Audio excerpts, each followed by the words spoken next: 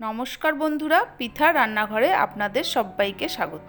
গরমের সময় সবসময় আমরা হালকা খাবার খেতে পছন্দ করি, তাই আজকে আমি আপনাদের সাথে শেয়ার করব লাউ বড়ির তরকারি। চলুন দেখে নিই কী কী লাগছে আমার লাউ বড়ির তরকারি করতে। একটা বড় লাউ কুচিয়ে নিয়েছি, সর্ষের তেল, চিনি, নুন, বড়ি, আদা, শুকনো লঙ্কা, তেজপাতা, গোটা জিরে, কাঁচা লঙ্কা, কোকোনাট অয়েল, এটা অপশনাল, জিরে গুঁড়ো, গরম মশলা, ধনে গুঁড়ো, কাশ্মীরি গুঁড়ো লঙ্কা। এরপর ওভেনের মধ্যে কড়াই বসিয়ে কড়াই গরম হলে তার মধ্যে 2 চামচ সর্ষের তেল আর 1 চামচ কোকোনাট অয়েল দিয়ে দেব।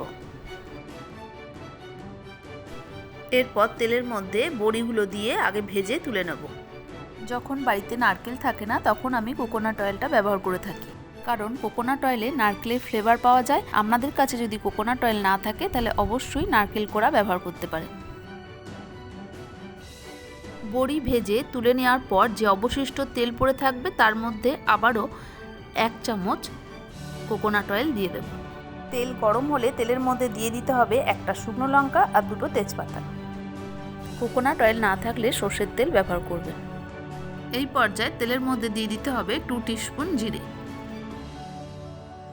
একটা বড় টমেটো কুচি করে দিয়ে দেবো, আর টমেটো দেওয়ার সাথে সাথেই দিয়ে দেবো পরিমাণ মতো নুন। টমেটোর সাথে সাথেই নুন দিলে টমেটো খুব তাড়াতাড়ি নরম হয়ে যায়। 1 টেবিল স্পুন হলুদ গুঁড়ো, 1 টিস্পুন কাশ্মীরি গুঁড়ো লঙ্কা, 1.5 টেবিল স্পুন চিনি। এরপর সমস্ত উপকরণ একসাথে ভালো করে মিশিয়ে কষাতে থাকবো। ভালো করে কষানো হয়ে গেলে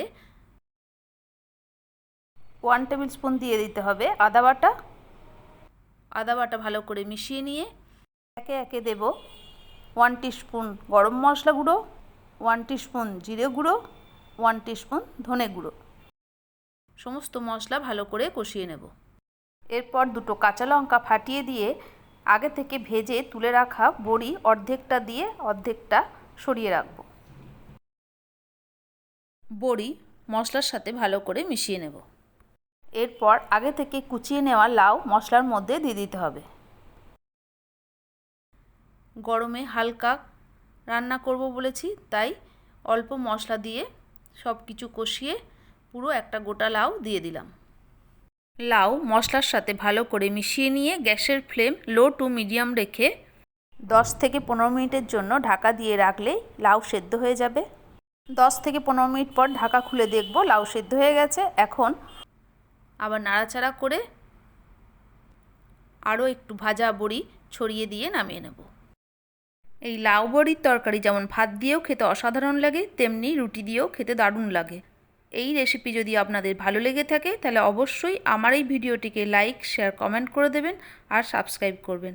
আমার অনুরোধ রইল আপনারাও আমার মতো করে বাড়িতে তৈরি করুন আর কেমন হয়েছে আমাকে কমেন্ট করে জানান। ভালো থাকবেন, সুস্থ থাকবেন, ধন্যবাদ।